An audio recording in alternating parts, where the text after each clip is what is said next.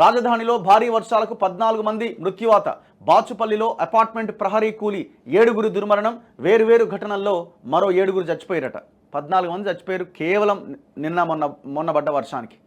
14 మంది ఒకే ఒక్క అపార్ట్మెంట్ దగ్గర 7గురు చచ్చిపోయారు. కారణం ఏంటంటే కాంట్రాక్టర్ నిర్లక్ష్యం. అంటే వాడిని అరెస్ట్ చేసిరా, ఆ కాంట్రాక్టర్ని అరెస్ట్ చేసిరా, ఆ కూలీలు ఆ సమయంలో ఎందుకు అక్కడ ఉన్నారు? ఎంత ఎంత ఘోరం చూడండి. పాపం ఎక్కడెక్కడి నుంచో వస్తారు వాళ్ళు, ఇక్కడ కార్మికులు కూడా అయి ఉండరు వాళ్ళు. ఇక పట్టించుకుంటాడు ఎవడు? భారీ వర్షం కారణంగా బాచుపల్లిలో కూలిన నిర్మాణ దశలో ఉన్న ఒక అపార్ట్మెంట్ ప్రహరీ గోడ కూలడంతో పడిపోయిన షెడ్లు. రాజధాని నగరంలో మంగళవారం రాత్రి భారీ వర్షం కారణంగా వేరువేరు ప్రమాదాల్లో 14 మంది మృత్యువాత పడ్డారు. ఇందులో 10 మంది ఇతర రాష్ట్రాల వలస కార్మికులే ఉన్నారు. ఆయా ఘటనలపైన పోలీసులు, స్థానికులు తెలిపిన వివరాలివి. బాచుపల్లిలో కౌసల్య కాలనీలో నిర్మాణంలో ఉన్న ఒక అపార్ట్మెంట్ ప్రహరీ మంగళవారం రాత్రి ఒక్కసారిగా కూలిపోయి దాన్ని ఆనుకొని ఉన్న రేకుల షెడ్డుపై పడడంతో అందులో నివసిస్తున్న 7గురు కూలీలు అక్కడికక్కడే దుర్మరణం చెందారు. మరో 4గురు గాయపడ్డారు. ఈ 5 అంతస్తుల భవనాన్ని రైస్ డెవలపర్స్ కన్స్ట్రక్షన్ సంస్థ నిర్వహిస్తోంది.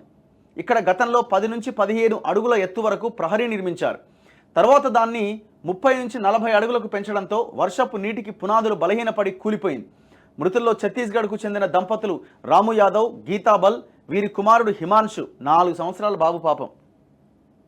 ఒడిశాకు చెందిన శంకదేబ్ గౌడ్, శ్రీపతి మాజీ, మహారాష్ట్రకు చెందిన దంపతులు బింద్రేష్, భవానీ చౌహాన్, ఖుషి ఉన్నారు. నిర్మాణంలో నిర్లక్ష్యానికి కారణమైన 7గురిపైన కేసు నమోదు చేసినట్లు కూకట్పల్లి ఏసీపీ శ్రీనివాసరావు, బాచుపల్లి ఇన్స్పెక్టర్ ఉపేందర్ రావు తెలిపారు. అలాగే మొయినాబాద్ మండలం చిన్న మంగళవారానికి చెందిన జహీరా బేగం మంగళవారం రాత్రి కూరగాయలు కొనేందుకు బయటకు రాగా స్వాగత తోరణం విరిగి ఆమె తలపై పడ్డదట. ఆసుపత్రిలో చికిత్స పొందుతూ ఆమె చనిపోయారట. ఇప్పుడు అరెస్ట్ చేయాలి కదండి. ఇప్పుడు ఆ కాంట్రాక్టర్ ఎవడో వాడు ఎట్లా కట్టిన 30-40 అడుగులు, అది మామూలుగానే కట్టినారా లేకపోతే ఎట్లా కూలిపోయింది ఆ వర్షానికే? మరి ఇట్లాంటి కాంట్రాక్టర్ దగ్గర ఇల్లు కొంటే మరి ఇల్లు ఉంటాయా? 7గురు ప్రాణాలు బొట్టన పెట్టుకున్నాడు కదా. కేసు నమోదు చేయగానే అయిపోదు కదా. కేసు నమోదు చేసిన తర్వాత ఏమైందో మాకు తెలియదా? విద్యుద్ఘాతంతో 5 ఏళ్ల బాలుడు సహా 3గురట. హయత్ నగర్ ముదిరాజ్ కాలనీకి చెందిన అంజలి బుధవారం ఉదయం పెద్దంబర్పేట్ పురపాలిక పరిధిలో ఇంటికి చెత్త సేకరణకు స్వచ్ఛ ఆటోలో తన 3 పిల్లలను వెంట తీసుకెళ్లిందట.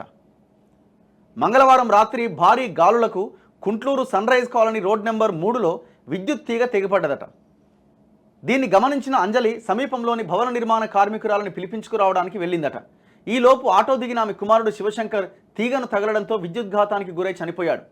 ఎంత ఘోరం చూడండి. పాపం ఆ తల్లి చూసింది, కానీ ఈలోపే ఆ బాబు పోయి దాన్ని ముట్టుకున్నాడు. రంగారెడ్డి జిల్లా అబ్దులాపూర్ మెట్కు చెందిన షేక్ పర్వేజ్ వర్షంలో తన పంక్చర్ దుకాణం బయట ట్యూబ్లైట్ తీస్తుండగా విద్యుద్ఘాతానికి గురై చనిపోయాడు.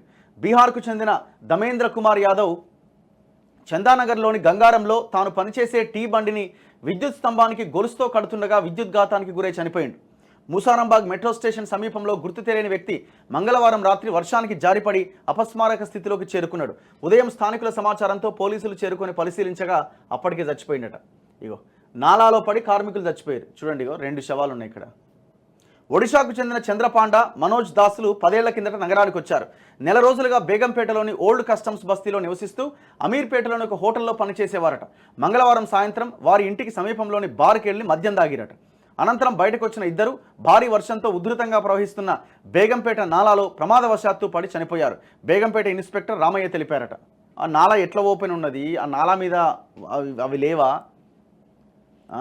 14 మంది చచ్చిపోయారండి. అంటే ఏమాత్రం ఏమరపాటుగా ఉన్నా, నిర్లక్ష్యంగా ఉన్న వ్యవస్థలు ఇంత పెద్ద ప్రమాదాలు జరిగిపోతూ ఉంటాయి. ఎప్పటికప్పుడు ఇప్పుడు ఆ వైర్లు ఎందుకు తెగిపడ్డాయి?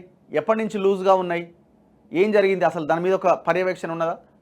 నాలాలో ఎందుకు పడ్డారు? ఆ నాలా ఓపెన్ నాలానా, లేదు క్లోజ్ చేసిన నాలా అయితే ఎట్లా పడతారు? లేదా మూతలు తీసి పెట్టేసి వెళ్ళిపోయినారా?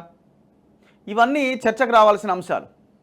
ప్రజల ప్రాణాలు 7గురు చచ్చిపోయారు. ఒక కన్స్ట్రక్షన్ కంపెనీలో రేకుల షెడ్లో నివసిస్తున్న గోడ కూలి 7గురు చచ్చిపోయారు. ఎవరు దీనికి బాధ్యత?